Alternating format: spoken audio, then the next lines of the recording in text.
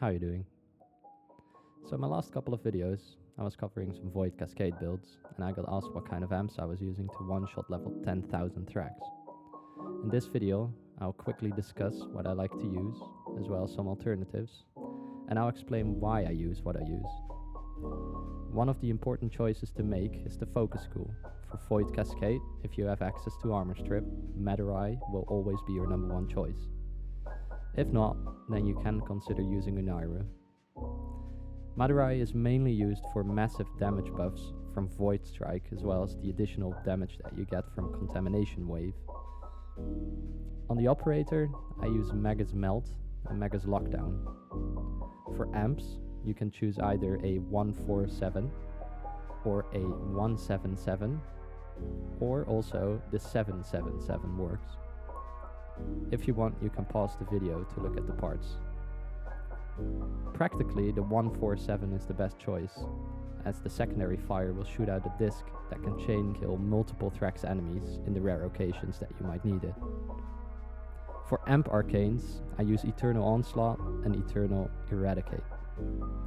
When trying to one-shot Thrax, always try to aim for their heads, as this will massively increase the damage you deal. Try to use Void Strike whenever you like, or when you see a group of Thrax units. If Void Strike is on cooldown, Void Sling at the ground multiple times to proc Magus Melt, then use multiple Contamination Waves to drain your energy and proc the Arcanes on your amp, and then try to go for headshots to insta-kill the Thrax. Then, for some final extra tips. When entering Void Bubbles, you can use Void Sling or Contamination Wave to get rid of the ruptures that spawn. Furthermore, if you make sure to have at least a single Magus Melt proc, it will allow you to one-shot the ghost that spawns on top of the Exilizer. My personal preference for amps to use in Void Cascade will always go out to the semi-auto amps that deal high damage. This is because these amps give you the opportunity to go into Void mode with your operator in between shots.